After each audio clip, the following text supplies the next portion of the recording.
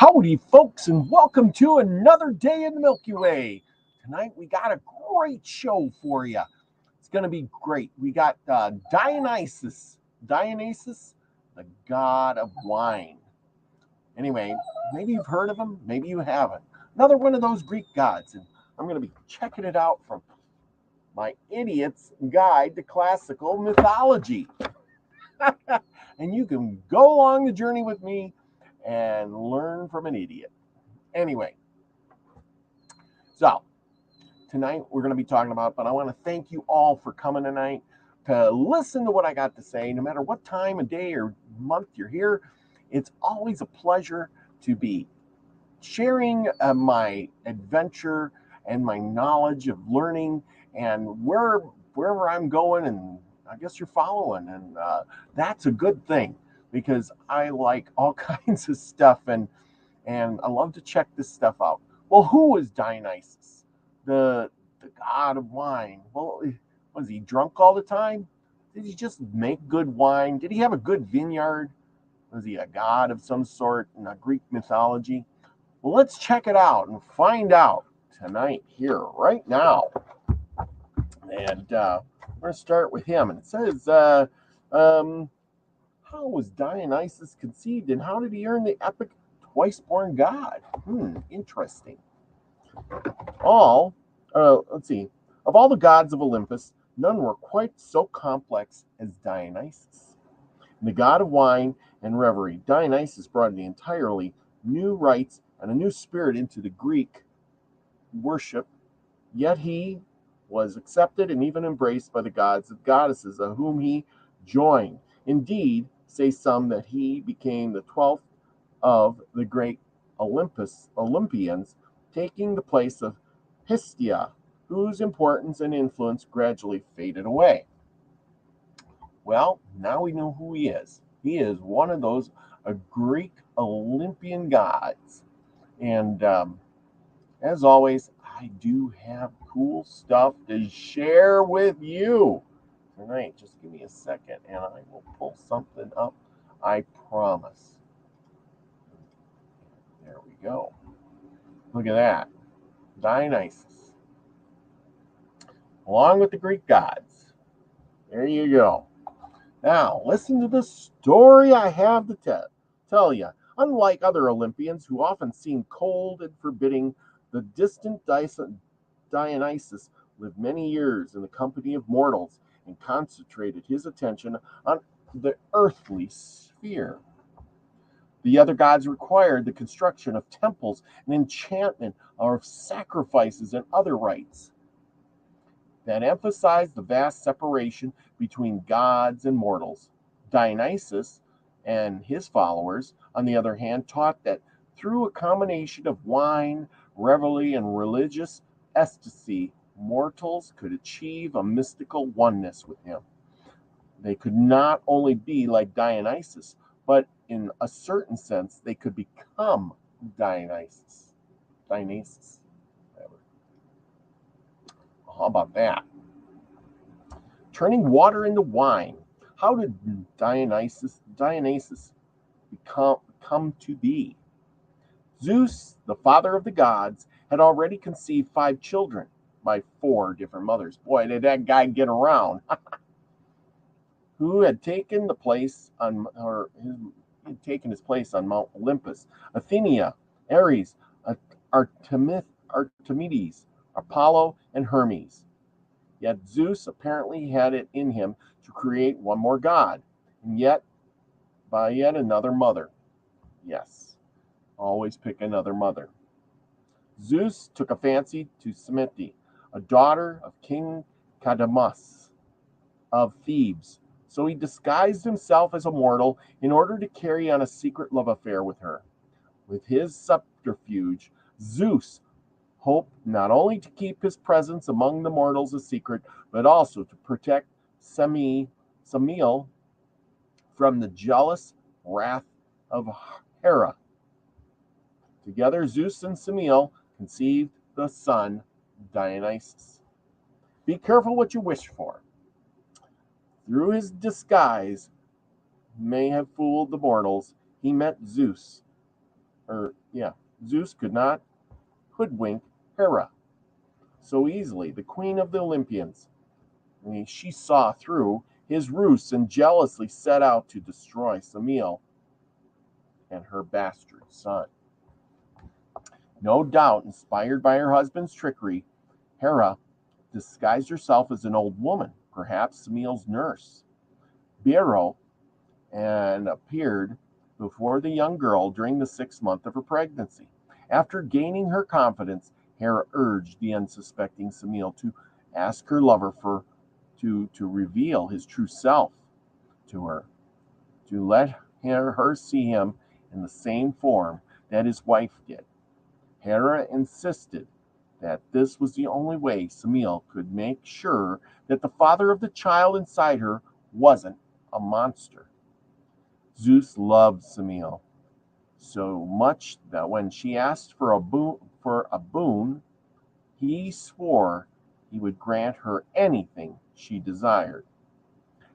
When he heard Semele wanted, when he heard what she wanted, oh my gosh, Zeus tried to talk her out of it. But she would not budge. Bound by his promise, the storm god granted her request. He appeared to her as a thunderbolt, or perhaps riding a chariot that blazed with thunder and lightning. Awestruck by the sight of her lover, Semele was consumed by his lightning. Though he had lost his lover, Zeus refused to lose his son too. The god rescued the as yet unborn child from the ashes of his mother. Summoned by his father, Hermes removed the baby son from Semele's womb, placed the child inside the god's thigh, and sewed up the tear. Zeus then carried the child to term in his thigh. After 3 months, the wound was reopened and the child Dionysus delivered. For this reason, Dionysus became known as the twice-born god. So he was born out of his father's thigh. Go figure. There he is, bust of Dionysus. Do you notice the grapes in his hair? He's got grapes in his hair, for God's sakes. Well, let's do this one. He's always riding the leopard. Let's find out what this is about. Kids will be kids, literally. Zeus did his best to keep the baby boy under wraps, far from the eyes of Hera. At his father's bidding, Hermes first brought his baby stepbrother Dionysus to Semele's sister, Io, and her husband, King Athamatus of Orchamus. I'm mispronouncing those words because I don't speak Greek, people. They agreed to care for the child, whom they dressed as a girl in order to keep him hidden from Hera. Oh boy, here we go with the transgender business. But once again, Hera easily saw through these attempts to subterfuge. She drove both Io and Adamatus mad. Adamatus deluged into seeing one of their sons as an animal, hunted and killed the boy. Io boiled her own son in a cauldron and then leapt into the sea.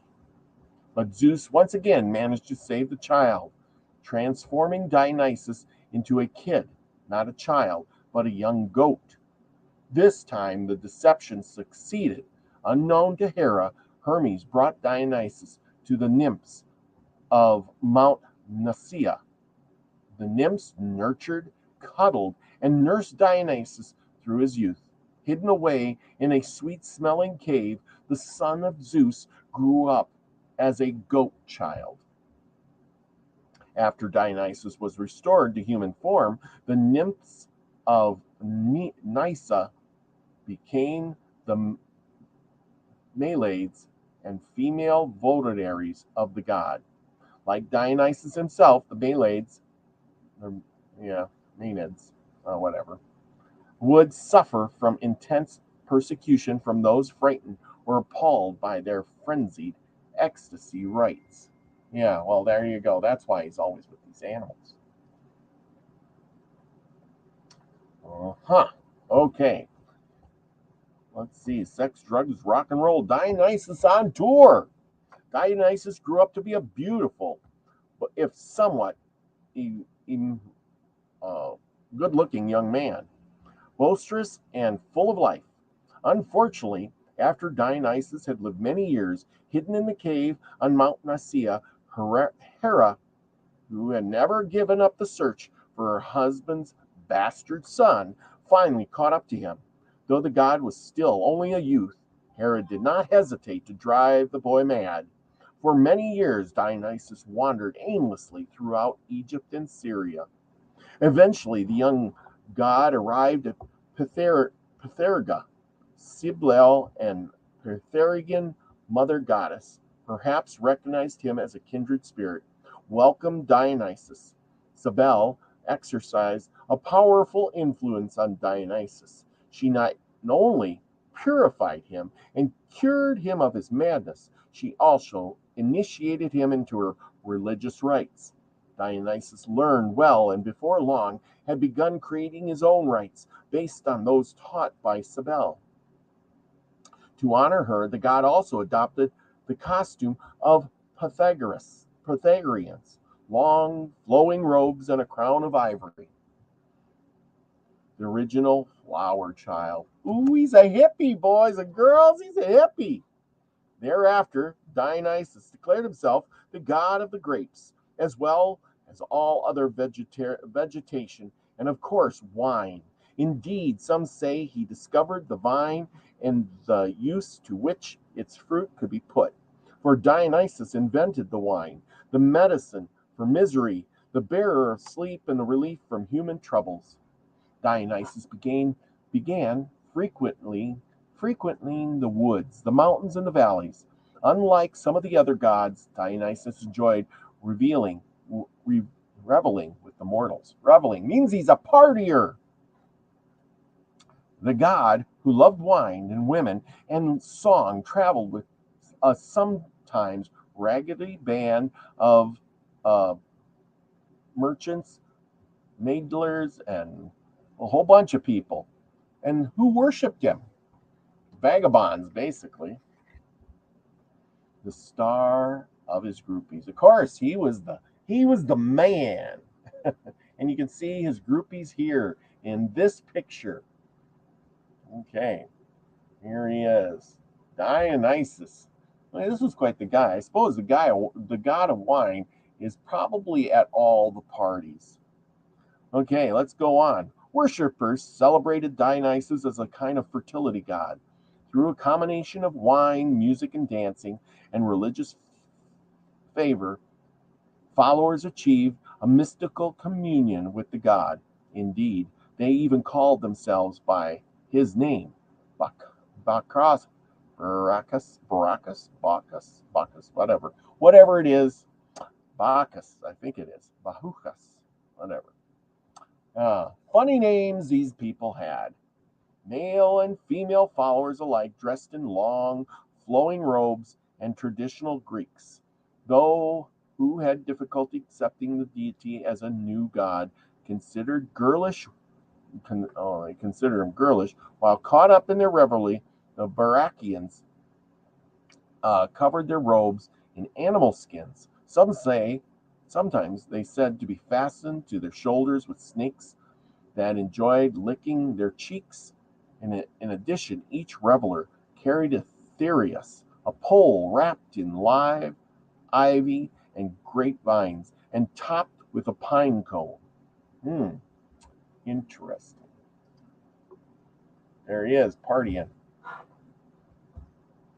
Okay, high in the mountains, hidden in the secluded forest, Dionysus and his followers would engage in wild, frenzied rites, often at night. A parade of nymphs and Barakians would dance through the forest. Well, we're going to call them that anyway. Would dance through the forest, all making quite a racket. Under the dual influence of copious amounts of wine, oh boy, lots of wine, amounts of wine, and religious ecstasy, and some would say sexual ecstasy as well. Well, what do you think goes with too much wine? You get too much wine in you, and everybody's dancing around, and next thing you know, you're all flirting with each other. Shame on you. Often in the form of a bull or a goat, in visions brought on by their religious rites. In this orgasmic celebrations, they were having orgies, that's what they were doing. Celebrations of Dionysus, and this mostly female followers, women sometimes suckled gazelles, wolves, fawns, or kids. At other times they engaged in ripping cows, goats, or sheep to pieces with their bare hands and eating them raw. By banging their theorists on the ground, and the Barakians sometimes created springs of water, wine, milk, or honey. Wow, they were quite the partiers. Go figure. Yep. Don't make him mad. Leaving Pythagoras, Dionysus began doing his own missionary work. He traveled from the land to land, spreading the culture of the grape. He introduced people to the cultivation of the vine and to the joys and sometimes the perils often offered by the wine. Equally important, he spread the word about his own divinity, initiated countless followers in his religious mysteries. The mission would take him throughout the Greek world and beyond, as far east as the land of the Amazons on the Black Sea, across the Mediterranean to Egypt, and even as far as the Ganges of India. Boy, this guy really got around.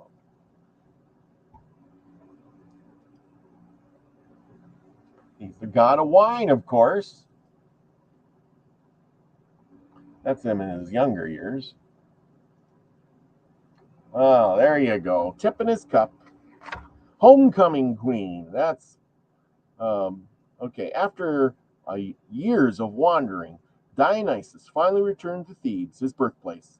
Yet he did not receive much of a homecoming, for Semete's sisters, whether through jealousy or disbelief, had spread the rumor that she had never slept with Zeus at all. Indeed, they claimed and insisted that Zeus had killed her with a lightning bolt to punish her for that false claim. When Dionysus arrived, announcing that he was not only a god, but the son of Semete and Zeus, few of the men of Thebes believed him. On either count, only the wise seer Titherius and Semel's aged father Cadmus, whom hoped it was true for the honor it would bring to the family, accepted Dionysus for what he said he was. Unfortunately, Cadmus had already stepped down from the throne of Thebes. His grandson, King Phaetusius, not only believed the claims of Dionysus, he found the favor of his followers and the nature of their rites distasteful. He banned the participation of Theban women in the rites of Dionysus, rounded up the Meleades, and threw them in their priest, who was probably Dionysus himself in disguise, into prison. So if you party like a wild man, you're getting thrown into prison, people.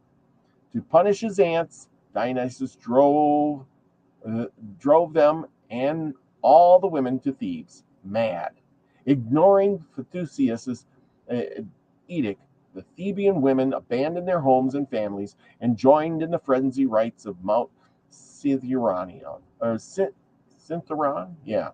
Dionysus and his Meleades easily escaped their jail cells and returned to the mountain, where Dionysus tricked his unknowing cousin Phaetusius to dress up as a Melead in order to spy on Bacchus.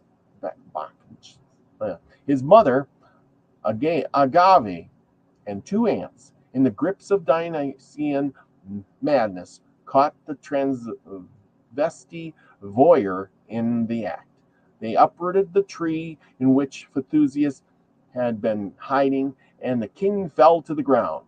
Seeing him as a mountain lion, the revelers then ferociously tore Phaetusius limb from limb and scattered his body parts all over the mountainside. Agave herself speared her son's head with her Thereus and paraded back home with when she returned to her senses and recognized the lion's head as her own son, Agave recoiled in horror for the crimes. Dionysus then exiled Agave and her sisters from Thebes. Pethusius was succeeded to the throne by his uncle, Polydorus, Semele's brother, who quickly and prudently chose to honor Dionysus. Polydorus officially instituted Dionysian rites and established Thebes as the center of Dionysian worship in Greece. Well, look at that. The story went wild and it came back in honor. Look at there. There you go. Madness is the best revenge. Continuing his mission, Dionysus left Thebes and the neighboring kingdom of Orchomus, or Orchomenus. I wish I could pronounce these words. Orchomenus, whatever.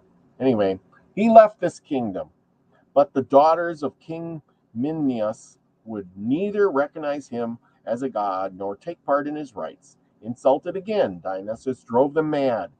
The daughters chose one of their infant sons by lot and then ripped him apart. Dionysus then transformed them into bats. He liked to drive people mad. That's what I guess he did the best. Moving on to Argos, the god again met with disbelief as the three daughters of King Perthusius also refused to recognize him as a deity. Again, Dionysus afflicted the disbelievers with madness, thinking they were cows. The three young women gazed on the mountain sides. Perthusius sent for the great seer Meliamus, I guess that is, to cure the women. But when Meliamus demanded 1/3 of the kingdom as his payment, Perthusius angrily turned him away. As a result, the madness soon spread to all the Agave women. When the young mother of Argos began feasting on the infants that they had nursed and loved the day before, Perthusius begged Melampus to return. Through the seer now demanded another 1/3 of the kingdom for his brother Bias. Perthusius had no choice but to succeed to him. Using herbs and purification rites, Melampus managed to cure the women of Argos. There you go. You were greedy. You didn't do it with the first third. Now you lost 2/3 of your kingdom. Go figure. Wow, these people are always so jealous of each other. They're always fighting among each other, wouldn't you think? Okay, the kindness of strangers. Traditionalists tend to persecute the Barchantians for their belief in the divinity of Dionysus and for their wildly erotic rites. The young god did not meet the resistance everywhere he went. True, he often alienated kings and noblemen as he toured the Mediterranean, but he nonetheless attracted a great number of followers, and he had a particularly strong appeal with the women. Go figure. Those who embraced his godlyhood and observed his rites were often rewarded handsomely. The women, for example, eventually grew old, as even nymphs do, but in gratitude for their long life devotion to him, Dionysus prevailed upon the sorceress Medea to restore their youth. Though he had countless lovers, Dionysus married only one, Ardini, the daughter of King Minos of Crete. Ardini had helped Theseus escape from the labyrinth and elaborate maze, the house of the victorious Minotaur. But after getting him safely out of Crete, Ardinian, who cruelly abandoned by her lover on the island of Dia, later known as Naxos, Dionysus found her there, fell in love, and married her. Yeah, see, even the Greek gods fall in love with some women. Okay, and here he goes. Lemnians claimed that the god and his bride settled on the island of Lemnos. Ardinia bore Dionysus several sons, among them Thoas, a king of Lemnos, whose daughter secretly spared him when the women of Lemnos killed all the other men on the island. Ooh, boy, wouldn't want to be on that island, would you? But then, if you were that guy, you'd have all the women to yourself. Another one was Sapphilius, who sailed with Jason and the Argonauts.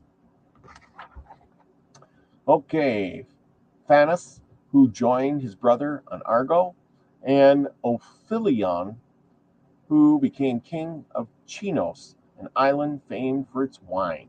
Well, go figure. At least one son took over the wine business for him, right? Swing time. When he introduced wine to Attica, the region surrounding Athens, Dionysus chose to teach the cultivation of the grapes and winemaking to the ordinary citizen. Icarus and his daughter, Irigon, they embraced his arts and learned their lessons well. When Icarus went to his neighbors and began offering his wineskin, however, some local farmers unfortunately drank too much and passed out. Much later, when they awoke, still groggy, they accused Icarus of trying to poison them and beat him to death. Irigon, after much searching, discovered her father's body and hanged herself in despair. Wow, you make a product too good and they kill you for it. And then, your daughter, Anyway, just a sad ending to it all. That's what I say. Furious at the murder of his disciple, Dionysus drove Attic women mad. Like Irigon, they started out hanging themselves from trees all over town. After discovering the cause of these suicides through an article, the men of Attica quickly tracked down and punished the murderers of Icarus. They also instituted an annual swinging festival to honor Irigon, in which the young girls of Athens played on swings hanging from the town's trees. These acts of atonement appeased the wine god and persuaded him to restore sanity to the Attic women. To honor his Athenian disciples, Dionysus placed both father and daughter in the stars as the constellations Bootes and Virgo. Go figure. You get some stars named after you if you try to do that stuff. Dionysius, or of Claydon, was the first Greek king to offer Dionysus a warm welcome. Indeed, Dionysus treated his guests to unsurpassed hospitality. Recognizing that Dionysus wanted to sleep with Queen Aphithia, Dionysius even left his kingdom for a short time to allow the god to fulfill his desire. Oh my goodness. He's given up his wife. He's just pretending he don't know. These recesses allowed some storytellers to speculate that Dionysus, rather than Onius, was the father of Altilia's daughter, Deianeira, a beautiful girl who would one day marry the hero Hercules. Well, go figure that. That's all because he was good looking, right? He was drinking the wine. Oh, okay, next bit. All its gold is not glitter. Once, while traveling through Pythagoria, Silius, the leader of the namesake of the Selenian gods of the forest, skilled both music and prophecy, disappeared. Midas, a Pythagorean king, had lured him away from the rest of his company by adding wine to a spring that flowed outside the castle. Perhaps to his advantage of the goat man's gift of for prophecy, Midas played the perfect host, entertaining his guests for several days before sending him back to Dionysus, escorted by an honor guard. In the thanking Midas for his hospitality, Dionysus offered the king any boon he desired. The Achievous king did not hesitate a second. He wanted everything he touched to turn to gold.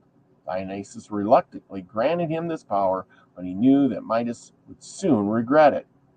Midas enjoyed his golden touch for only a brief time before he discovered that he could no longer eat because everything he lifted to his mouth turned to gold, which has a little nutritional value. Recognizing his foolishness, Midas petitioned Dionysus to take back his gift. This lay beyond even a god's power, but Dionysus advised the king to bathe in the river Pacatolius, which washed away his touch of gold forever. So there you go. So he washed away the gold, slept with the women. He was the man traveling in the band. The man traveling the band. Okay, Mama's boy. So that's how Midas got rid of his touch.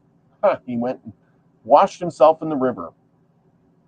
Okay, Mama's boy. Dionysus, unlike his half-brother Hercules, he's got a half-brother Hercules. We have to read Hercules next. Had always been divine. Once he was completed his missionary work throughout the eastern Mediterranean, Dionysus made up his mind to join his fellow gods on Olympus. But Dionysus, ever the devoted son, wanted to bring his mother Semele with him. So the god headed first to the underworld. A guide told him that he needed not take the long land route to the palace of Hades. He could go more quickly and directly simply by diving down into the water at either the bottomless Aliconian lake or the Bay of Tirozini. In talking, why can't they name these places really easy words like, like Mount Cliff or something, or the Bay of, Algae. In talking to Dionysus, the guide became smitten with the beautiful god. Knowing his generosity to kind strangers, the guide asked Dionysus to sleep with him in return for the advice he had provided. But now that he had directions in hand, Dionysus urgently wanted to reunite with his mother. He had hurried off, however. He swore he would pay the guide whatever he wanted when he returned from the underworld. After fetching his mother, Dionysus returned to honor his oath, but the guide had died in his absence. So the god carved a wooden image of his own genitals and left it at the guide's tomb. After all, it was the least he could do to repay the stranger's kindness. His business on earth completed, Dionysus then brought Semele up to Olympus, where she became known as Thyone. Yes, that's it. Thyone. At last, Dionysus had taken his place among the Olympians. Okay. Let's see. Things you didn't know. Semele, the mother of Dionysus, burned to a crisp when she saw her lover Zeus in his full glory. Dionysus, delivered prematurely from her body, completed his gestation in the thigh of Zeus. Yeah, we learned that. Dionysus, trailed by his this is just a review of all of that. Okay, well, anyway, we learned a little bit about Dionysus. He brought wine, partying, sex, drugs, and rock and roll to the Greek world. That's what he did. I hope you all enjoyed that.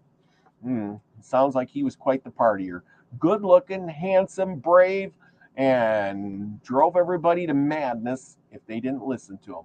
So being a god must be hard work. Put it that way. Party all the time, lots of wine, and fun. Spuds McKenzie. There you go. Didn't say what kind of, no, But anyway, maybe that's where they got the idea. But he invented the wine so that, and spread the wine vines and had followers and quite the life he lived, He went to your kingdom and you were king and you said, I don't like you, Dionysus. You're ruining my kingdom. Well, guess what? Dionysus says, I'm going to turn all your women mad, all your people mad. And then well, then you better be nice to Dionysus or else.